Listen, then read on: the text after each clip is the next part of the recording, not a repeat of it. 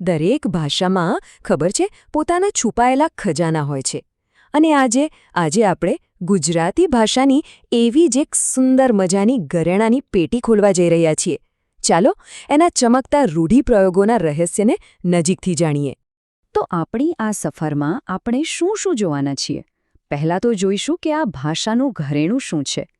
પછી લાગણીઓના વહેણમાં ડૂબકી લગાવીશું, સંઘર્ષ અને સિદ્ધિની વાત કરીશું, મનની ગહનતાને સમજીશું અને છેલ્લે આપણો આ જીવંત વારસો કેટલો કિંમતી છે એ જાણીશું. તો ચાલો જરા પણ વાર કર્યા વગર શરૂ કરીએ. તો સૌથી પહેલો સવાલ, આ રૂઢિપ્રયોગ એટલે શું? આપણે એને ભાષાનું ઘરેણું કેમ કહીએ છીએ? ચાલો સમજીએ. આ જુઓ કેટલું અદ્ભુત છે નહીં?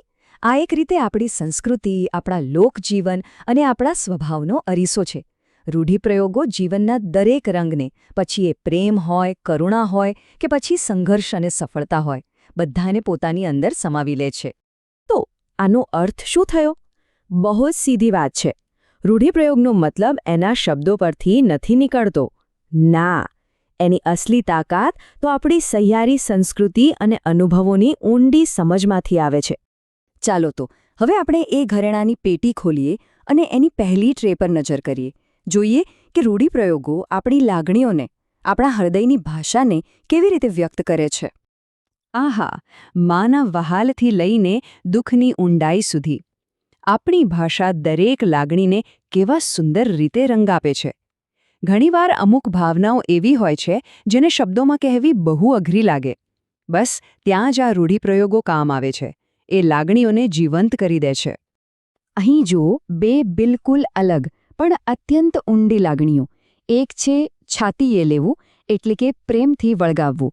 એમાં માના આલિંગનની કેવી હૂંફ છે. અને બીજી બાજુ નયન ભીના થવા, એટલે કે આંખમાં આંસુ આવવા. એમાં વિરહની શાંત પીડા છુપાયેલી છે. ખરેખર કેટલા શક્તિશાળી છે આ શબ્દો. લાગણીઓ પછી હવે વાત કરીએ સંઘર્ષ અને સિદ્ધિની. જીવનની એ યાત્રાની જ્યાં આપણે મહેનત કરીને શિખર સુધી પહોંચીએ છીએ. જીવન પણ આવું જ કંઈક છે નહીં? એક શિખર ચડવા જેવું. પહેલા પ્રયાસથી લઈને છેક અંતિમ વિજય સુધી દરેક પગથિયે એક નવો અનુભવ હોય છે. અને આપણી ભાષા પાસે એ દરેક અનુભવ માટે એક આગવો શબ્દ છે. આ માત્ર એક ચઢાણ નથી, પણ સંઘર્ષ અને સિદ્ધિની એક આખી ગાથા છે. અને એ ગાથાના બે મહત્વના ભાગ અહીં છે. પહેલું, ધાપડો કરવો, એટલે કે સખત મહેનત કરવી. અને બીજું, કામ પાર પાડવું, મતલબ કે સફળતા મેળવવી. જુઓ, એક શરૂઆત છે તો બીજું એનો સંતોષકારક અંત. આખી પ્રક્રિયા આ બે શબ્દોમાં સમાઈ ગઈ. સારો, લાગણીઓ અને સંઘર્ષની વાત તો થઈ, પણ આપણા મનની અંદર જે ચાલે છે એનું શું? ચાલો હવે ગહન દુનિયામાં જઈએ અને જોઈએ કે રૂઢિપ્રયોગો આપણા આંતરિક વિશ્વને કેવી રીતે ઉજાગર કરે છે. આપણા વિચારો, આપણા નિર્ણયો, આપણી સમજ, આ બધું કેટલું જટિલ છે. મન ખરેખર એક અટપટી જગ્યા છે. પણ સારી વાત એ છે કે આ રૂઢિપ્રયોગો એની સૂક્ષ્મમાં સૂક્ષ્મ પ્રક્રિયાઓને પણ શબ્દોમાં વ્યક્ત કરવાની તાકાત ધરાવે છે. અહીં પણ મનના બે અલગ અલગ પાસા છે. એક છે ઊંડો ઉતરવું, મતલબ કે કોઈ કામમાં એકદમ મશગુલ થઈ જવું, પૂરેપૂરું ધ્યાન કેન્દ્રિત કરવું. અને બીજું છે મનમાંથી કાઢી નાખવું, એટલે કે કોઈ વાતને ભૂલી જતી કરવી. એકાગ્રતા જેટલી જ જરૂરી છે કોઈકવાર વાતને જતી કરવાની ક્ષમતા. તો આપણે લાગણીઓ, સંઘર્ષ અને મનની વાતો કરી, પણ આ બધા ભાષાના ઘરેણા જોઈને છેલ્લે શું સમજાય છે?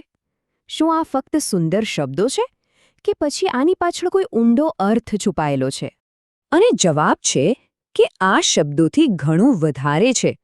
આ કોઈ વ્યાકરણનો નિયમ નથી. આ તો આપણા પૂર્વજોની ડહાપણ ભરેલી મૂડી છે. એક એવો ખજાનો જે પેઢી દર પેઢી આપણને વારસામાં મળ્યો છે. સાચી વાત છે. આ એક જીવંત વારસો છે. અને જ્યારે આપણે રોજિંદા જીવનમાં રૂઢિપ્રયોગોનો ઉપયોગ કરીએ છીએ ત્યારે આપણે આપણી માતૃભાષાને વધુ જીવંત અને અભિવ્યક્ત બનાવીએ છીએ. આપણે વારસાને આગળ વધારીએ છીએ. અને આ આખી વાત આપણને એક અંતિમ વિચાર પર લાવીને મૂકી દે છે. દરેક ભાષા પાસે આવા પોતાના આગવા ઘરેણા હોય છે. તો વિચારવા જેવું છે કે આપણી પોતાની ભાષામાં એવા કયા ખજાના છુપાયેલા છે જે આખી દુનિયાને વ્યક્ત કરવાની એક અનોખી રીત શીખવે છે. ખરેખર વિચારવા જેવી વાત છે.